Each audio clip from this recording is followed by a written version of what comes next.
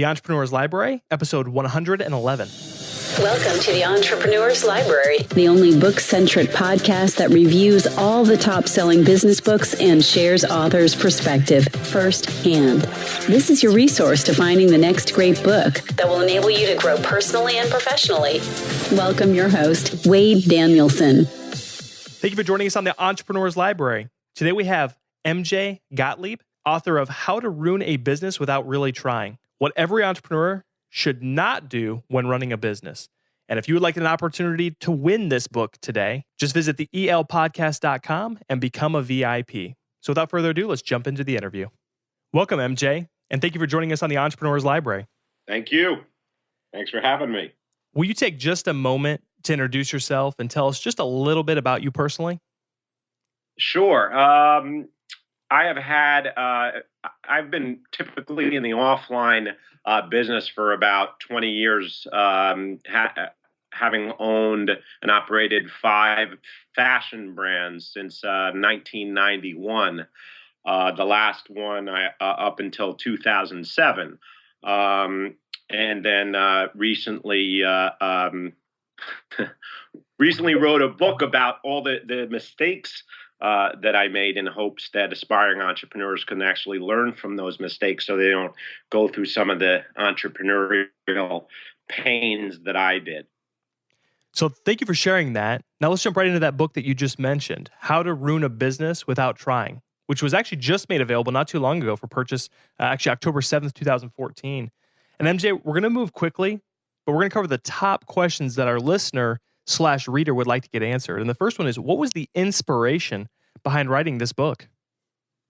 You know, I never meant to write the book. I was actually I used to work out at this place, Sports Club LA, and I'd write down all the mistakes that I had just lost my second business, and I was writing down all the mistakes that I made, really to get it out of my system. And a friend of mine, David Belafonte, the son of the singer and actor Harry Belafonte, told me, well, you know, it's great that you're doing this from a rehabilitative standpoint, but do you have any idea the value that information can have for those people that are looking to start a business?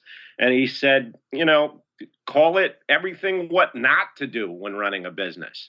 And then years later, I turned it into a book. So it was never meant to be a book until David was mentioned to me how selfish I was being, just keeping it to myself. Excellent. That's an interesting story.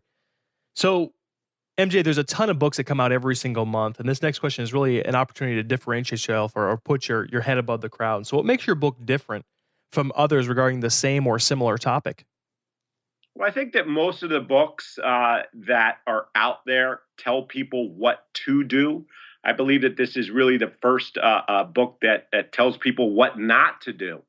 And the reasoning behind that is that I don't believe entrepreneurs like to be told what to do. They're idealistic by nature. That's why they forge their own paths. So how do you teach entrepreneurs who don't want to be taught? Well, the best way is to learn from the mistakes of others, because it takes the ego out of the equation and gives them an opportunity to soak in the information and actually learn without really knowing it. So MJ, how would you suggest that the reader engage with your book? Is this one they can jump in and out of based on, you know, different information they need to cherry pick? Or is this really one you designed to be read from front to back? No, absolutely. Absolutely. They could jump, from one section to the next. I mean, it has 55 different case studies, all explaining different things in different situations. So a lot of people will jump back to the do not trust case study, or the, never overpromise and underdeliver. So yeah, it's really meant for people to go back to and not read from front all the way to the end, but really as a guide. All right, now that we know the purpose of the book, let's take a deep dive into the content. I'd like to hand over the mic to you for the next 5 to 8 minutes and really have you just take us through what this book is all about. Will you do that for us? Absolutely. The book is separated into 2 sections. The first section is 39 case studies starting with the top do nots and never ever evers, and then the do nots and never evers, and then the never evers and the don'ts, and and basically what they are to me the most common and prevalent mistakes that entrepreneurs make, and I do that by highlighting the mistakes that I have made. So, for instance, I may say, I don't know, let's just say I said, don't sign a personal guarantee. If I were just to tell a reader that, they may say, oh, okay, whatever, MJ, and not really pay attention. Well, in the case studies, it's structured as every case study has the wrong, which is the mistake that I made, and it goes into the mistake. And then it has the right, which is knowing what I know now, how I would go about things differently. So it covers everything from really, it doesn't, even though I came from the fashion background, it's applicable through all business, whether you're product driven or service driven. The second part of the book has everything to do with people that are in pursuit of the deal, raising capital, the different types of investors, the whole process of looking for money, the value of resources compared to just money, different problems with technology, different ways that we can take advantage now of the technology that we have. Sections also contain things that you would never learn in a business class, like Murphy's Law. What you never expect to happen is going to happen, and how you're able to respond and react. And it's just real information, information that happens in the real world of being an entrepreneur that you really can't be taught in business class. And that's why I think it's really important. I try to, as far as business schools and even entrepreneurship programs that exist, I think it's really hard for people to fully get an understanding of what it is like to be an entrepreneur unless you're getting it firsthand. So what I'm trying to give them is a firsthand experience through the perspective of the experiences that I went through. So book one, 39 case studies of all different mistakes that you will invariably come across. And then, part two, all different aspects of the investor, the many types of investors and raising capital and all that type of good stuff. So MJ, you just gave us a phenomenal review, a quick summary of your book. And now I'm going to ask you to take it even a step further. So maybe you gave us the bird's eye view, and now I'm asking you to give us kind of the moon view. And that's, if the reader can only take away one concept, principle, or action item out of your entire book, everything you just discussed with us, what would you want that to be? I would say doing your due diligence.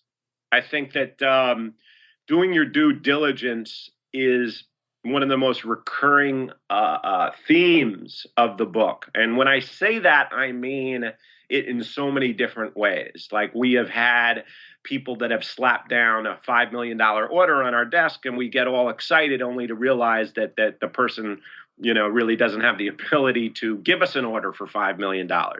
I've experienced times when someone said, okay, we'll give you a $2 million capital infusion, and it turns out they don't have any money. I've had factories say, sure, we'll do these jeans for $6 instead of $8. And I was like, oh, great. We're going to make another, an extra $200,000 on the order, only to realize that they really don't own the factory. It's their uncle's friend, and it never happened. So what you have to do is you can't take people at their word. You have to do your due diligence. You have to do your research and make sure that what people say they can do, they actually can back up. That's powerful. So do you have a favorite quote from your book? Sure. The jack of all trades is a jackass. I've said this a couple different times. I love to, that's my least favorite question to ask, because I always want to, quotes are something that you think on. You don't just move on to the next question. And so we do put the question and the answer in the show notes so people can go back and reflect on that. But me as the host, I'm just like, I love the question. I love to get the quotes. Every time you hear a quote, you need at least 10 seconds to actually think about what it means. So that's awesome. That's one of the best ones we've had so far. But so MJ, it wouldn't be a podcast about books if I didn't ask you for a recommendation, a book recommendation. I'm going to ask you for a book that, not just any book, a book that was a paradigm shifter for you. One that, had a life impact for you personally. Will you share that with our audience? How to Win Friends and Influence People. Excellent. That book shows you that you can be successful without being pardon my French, a hole. It shows that you don't have to be this ruthless, just a person that doesn't care. It shows you how you can actually be a better businessman or a better business person by actually caring and being interested in other people and listening to other people. And the power is really in listening and taking in information. So I think How to Win Friends and Influence People is, to me, the most important book that I have ever read.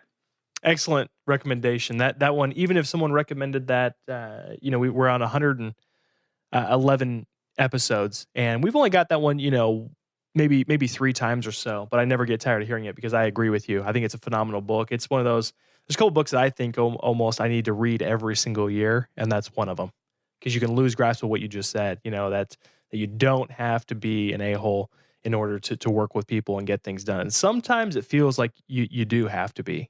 So that book's a constant, should be a constant reminder to people that there is a different way. But MJ, before we depart, can you recommend the best way for our listeners to get more information on you and your book, How to Ruin a Business Without Trying? How to Ruin a Business Without Really Trying. You could go to hustlebranding.com. You can email me at mj@hustlebranding.com. Or if you just want to know about the book, go to howtoruinabusiness.com. And you could find out everything you need to know about the book. Excellent. MJ, thank you so much for coming on and sharing your book with us. Thanks for having me. Absolutely. If you would like more information on MJ or his book, just visit the show notes at theelpodcast.com. Thank you for joining us today. Looking for your next book idea? Head over to theelpodcast.com, where Wade shares his amazing resource, the top 10 business books recommended by over 500 entrepreneurs, with you for free. That's theelpodcast.com. Till the next time, keep it on the EL.